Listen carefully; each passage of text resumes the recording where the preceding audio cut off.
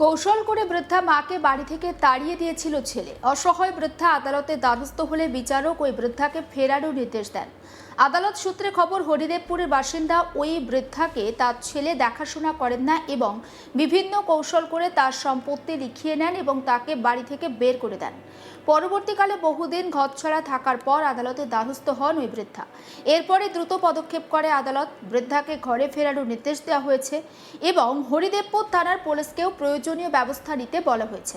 বৃদ্ধা দম্পতি আদালতের নির্দেশে ফের ঘরে ফিরলেন। আদালত সূত্রে খবর, হরিদেবপুরের বাসিন্দা ওই বৃদ্ধাকে তার ছেলে দেখাশোনা করেন না এবং বিভিন্ন কৌশল করে তাকে বাড়ি থেকে বের করে দিয়েছেন। তার সম্পত্তি বাড়ি থেকে বের করে দেওয়ার আগে লিখিয়ে নিয়েছেন। পরবর্তীকালে বহুদিন ঘরছাড়া থাকার পর আদালতে দ্বারস্থ হন ওই বৃদ্ধা। এরপরে দ্রুত পদক্ষেপ করে আদালত, বৃদ্ধাকে ঘরে ফেরানোর নির্দেশ দেওয়া হয়েছে। হরিদেবপুর থানার পুলিশকেও প্রয়োজনীয় ব্যবস্থা নিতে বলা হয়েছে। বৃদ্ধা দম্পতি আদালতের নির্দেশে ফের ঘরে ফিরলেন। কয়েক বছর আগে মাদ্রাজ হাইকোর্ট এমন একটি মামলা সেখানে দায়ের হয়েছিল বা মাদ্রাজ হাইকোর্টে একটি মামলা দায়ের হয়। সেখানে বিচারপতিরা রায় দিয়েছিলেন যে ছেলে এবং তার পুত্রবধূকে আজীবন দেখভাল করতে হবে ওই বৃদ্ধাকে, মায়ের খরচও বহন করতে হবে, বাবা মার বাড়িতে থাকার জন্য মাসিক ভাড়া দিতে হবে। সেবার ঐতিহাসিক রায় দিয়েছিলেন বিচারপতি। ঠিক তেমনই কলকাতাতেও আদালতের নির্দেশ কিছুটা একই রকম। পরবর্তীকালে এই মামলা চলবে, শেষ পর্যন্ত কি রায় বেরোবে সেটা তো অবশ্যই সময়ের অপেক্ষা। বৃদ্ধার আইনজীবী জানিয়েছেন, তার মক্কেলের ছোট ছেলে বিশ্বজিৎ মাহাতো, পুত্রবধূ রিমা মাহাতো এবং ছেলের শ্বশুরমশাই বিকাশ সাহা, এই তিনজন মিলে হরিদেবপুরের বাসিন্দা ওই বৃদ্ধাকে বুঝিয়ে ওনার সমস্ত সম্পত্তি নিজেদের নামে লিখিয়ে নেয় এবং আশ্বাস দেন ওনার সকল দায়ভার বহন করবেন তারা। কিন্তু কিছুদিন পর ওই বৃদ্ধাকে বাড়ি থেকে বের করে দেওয়া হয়। আলিপুর সেকেন্ড সিজিএম আদালতে সেখানে রাস্তায় বসে কান্নাকাটি করছিলেন হরিদেবপুরের বাসিন্দা ৬৬ বছরের মীরা মাহাতো। তার কাছ থেকে গোটা বিষয়টি শুনে একটি মামলা দায়ের করেন আইনজীবী। পরবর্তীকালে এই মামলা আদালতে ওঠে। একবার শোনাই মামলাকারী মীরা মাহাতোর বক্তব্য। ছেলে বলেছিল বাড়িটা রিপেয়ারিং করবে, তুমি নিচের ফ্লোরে থাকো। তারপর বাড়িটা রিপেয়ারিং করছিল, তারপর ওর ছেলে মেয়েকে নিয়ে ফার্স্ট ফ্লোরে ও থাকতে আরম্ভ করলো। যখন থাকতে আরম্ভ করলো, আমি ঠিক আছে নিচের ফ্লোরে আমি থাকবো, তো নিচেরটা আবার রিপেয়ারিং করবে বলে আমাকে বললো তুমি তাহলে কদিন বাইরে থাকো। আমি ছোট মেয়ের বাড়ি বোম্বে গেছিলাম, বোম্বে থেকে আসার পরে দেখছি অন্য তালা মেরে দিয়েছে বউ। হ্যাঁ, হ্যাঁ আমি বলেছিলাম, আমি বলেছিলাম যে ঘরে অন্য তালা মেরেছিস কেন? আমি তো তালা দিয়ে গেছিলাম, তো আমার তালাগুলো কোথায় গেল? তাহলে কি করব আমি? তো বলে না, তো তোমার যখন ছেলে আসবে তখনই তুমি ঢুকতে পারবে, নাহলে ঢুকতে পারবে না। আপনি ছেলের সাথে কথা বলেন?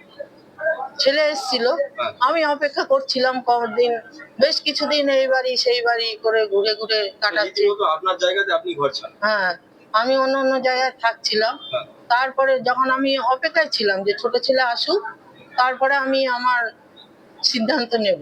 ছোট ছেলে আসার পরে আমার ঘরে যা আলমারি ছিল, শোকেস ছিল, শুধু আলমারি শোকেস আর কিছু আসবাবপত্র আমাকে, আমি যেখানে থাকি সেখানে ছোটা হাতে করে পৌঁছে দিয়ে আর বললো তুমি এখানেই থাকো, আমার ঘরে ঢুকতে হবে না। তারপর আপনি পুলিশের দ্বারস্থ হন? হ্যাঁ, হ্যাঁ হয়েছে। এখন আদালত কি রায় দিয়েছে? আদালত এখন কি রায় করে দেখো, আমি একটু চাইছি। আমি, আপনার নামটা কি? আমার নাম মীরা মাহাতো। আপনি এখন চাইছেন যে যত তাড়াতাড়ি সম্ভব। আর মেন কথা হলো, ছোট ছেলে, শ্বশুর, শাশুড়ি ওরা এসে বারে বারে আমাকে ধমকি দিচ্ছে যে আমার এই বাড়ি আমার জামাই বানিয়েছে, বিশ্বজিৎ মাহাতো বানিয়েছে, রিমা মাহাতোর নামে করে দিয়েছে, ছোট বউয়ের নামে করে দিয়েছে। ওর বাবা মানে বিকাশ সাহা, উনি চেতলায় থাকেন, কিন্তু আমার বাড়িতে বেশি দিন কাটান, মানে আমার বাড়ি ওই বাড়িতেই। বলে কি এই বাড়ি আমার মেয়ের নামে, তুমি আসতে পারবে না। এখনো পর্যন্ত আপনি ঘরে ঢুকতে পারেন না, 1 বছর, 2025 জুন থেকে এই 26 এখনো পর্যন্ত ঘরে ঢুকি। আলিপুর আদালতের বিচারক বিষয়টি শুনে হরিদেবপুর থানার পুলিশকে নির্দেশ দিয়েছেন অবিলম্বে বৃদ্ধাকে বাড়িতে ফিরিয়ে দেওয়া হোক। পাশাপাশি বৃদ্ধার ছোট ছেলে বিশ্বজিৎ মাহাতো এবং পুত্রবধূ রিমা মাহাতো, ছেলের শ্বশুরমশাই বিকাশ সাহা, এরা তিনজন কেউ যদি তার উপর অত্যাচার করে তাহলে তাদের বিরুদ্ধে ব্যবস্থা নেওয়ারও নির্দেশ দিয়েছে হরিদেবপুর থানাকে আদালত। মীরা মাহাতোর আইনজীবী জানিয়েছেন, প্রয়োজন হলে এই ধরনের মামলায় সুবিচার পাইয়ে দিতে তিনি সুপ্রিম কোর্ট পর্যন্ত যাবেন। মামলাকারীর আইনজীবী তার বক্তব্য একবার শোনাব। ওকালতি করা তো আমাদের কাজ। আমাদের কাছে যারাই আসেন তাদেরই আমরা ডিফেন্স করবার চেষ্টা করি, তাদেরকে আমরা রিলিফ দেওয়ার চেষ্টা করি। আমাদের এয়ার অ্যাসোসিয়েট আমাদের টিম ওয়ার্ক।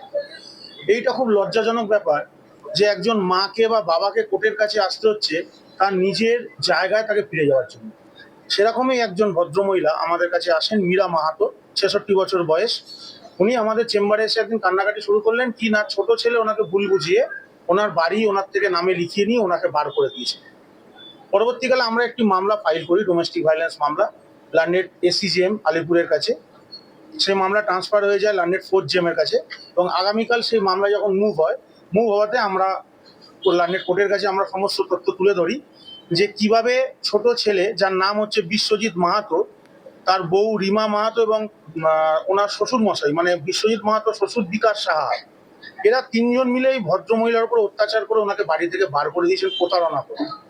ওনার বাড়ি ওনাকে লেখানো হয় এই বলে যে মা, ছোট ছেলে বলে, মা তুমি আমাকে বাড়ি লিখে দাও, তোমার সমস্ত দায়িত্ব আমার। আরে দায়িত্ব না নিতে পারো অন্তত মাথার উপর থেকে তার স্বামীর ভিটেটাকেও ছিনিয়ে নিয়ে নেবেন। এইটা আমরা কোর্টকে বলাতে কোর্ট অর্ডার দিয়েছে হরিদেবপুর থানাকে ইমিডিয়েট ওনাকে ওই বাড়িতে ঢুকিয়ে দেওয়ার জন্য এবং প্রোটেকশন অর্ডার দেওয়ার জন্য। এবং তার সঙ্গে বলা আছে যদি কোনো রকম ওনার উপরে ডোমেস্টিক ভায়োলেন্স হয়, এই তিনজন যদি কেউ করেন, ও নেসেসারি অ্যাকশনও নিতে বলেছেন হরিদেবপুর থানায়। আমরা দেখি যে সিনেমা এই ধরনের ঘটনা দেখা যায়। আমরা মাদার্স ডেতে বিভিন্ন ফেসবুকে বিপ্লব করছি, আর তারপরে এই ধরনের ঘটনা বলবে। এই ফেসবুক আসার পরেই তো মানুষের শিক্ষাটা উড়ে গেছে, সবাই ফেসবুকে বিপ্লবী হয়ে যাচ্ছে, বাস্তব জীবনে কেউ বিপ্লবী হচ্ছে না। তারা বাবা মাকেও ভালোবাসছে না, বাবা মাকে সম্মান করছে না, রাস্তায় কিছু হলে তারা সঙ্গে সঙ্গে ফেসবুকে বিপ্লবী হয়ে যাচ্ছে। এবং দেখবেন নানা রকম তারা এমন ভাবে ফেসবুকে আদালত বসিয়ে দিচ্ছে যেটা মাত্রাতিরিক্ত হয়ে যাচ্ছে। আজকে একজন মা কোর্টের কাছে এসে জল ফেলছেন কেন, তার চোখের জল পড়বে কেন? সেই জন্য আমি আরেকটা কথা বলতে চাই, আমি রাজু গাঙ্গুলি এবং আমার যারা সেরেস্তায় এরা সমস্ত বিষয়টা নিয়ে আমার কালিক সঞ্জয় কুমার মাঝি কি রিপোর্ট তুলে ধরেছেন, আসুন দেখাই। আলিপুর আদালতে কালকে একটি ঐতিহাসিক রায় দিয়েছে। বিচারক শোনা মাত্রই মীরা মাহাতোকে তৎকালীন হরিদেবপুর থানাকে নির্দেশ দেন আজকের মধ্যেই ওনাকে বাড়িতে পৌঁছে দেবেন। শুধু তাই নয়, ছোট ছেলে এবং পুত্রবধূ এবং ছেলের শ্বশুরমশাইকে এই তিনজনের বিরুদ্ধে কড়া ব্যবস্থা নিতে বলেছে। যদি বৃদ্ধাই মীরা মাহাতোর উপর কোনো রকম অত্যাচার হয় তার দেখভাল দেওয়ার দায়িত্ব। ঘটনাটি ঘটে ঠিক মীরা মাহাতো এক দাম্পত্য, বয়স আনুমানিক 66 বছর বয়স। তিনি থাকতেন তার ছেলের সঙ্গে হরিদেবপুর থানা অন্তর্গত হরিদেবপুর এলাকায়। তার ছোট ছেলে মাকে বোঝায় যে মা, ঘর ঠিকঠাক করবো, কাজ করতে হবে, অল্প দিনের জন্য তুমি একটু বাইরে থাকবে। মা ছেলের অবস্থা কথা শুনে মা নিজে থেকে ঘর ছেড়ে নিজের মেয়ে মুম্বাই থাকেন সেখানে চলে যান। 1 বছর পরে মা ফিরে এসে দেখেন তার ঘরে তালা মারা আছে। তখন তিনি প্রশ্ন করেন বৌমাকে যে কেন আমার ঘরে তালা মারা? বৌমা উত্তরে বলেন, ঘর তো আপনার নয়। ঘটনাটি ঠিক 1 বছর আগে মীরা মাহাতো, তার ছেলে বিশ্বজিৎ মাহাতো এবং ওনার পুত্রবধূ, এরা তিনজন মিলে ওনার কাছ থেকে লিখিয়ে নেয় সম্পত্তি এবং তাতে বলেন যে তোমার সকল দায়িত্ব আমাদের।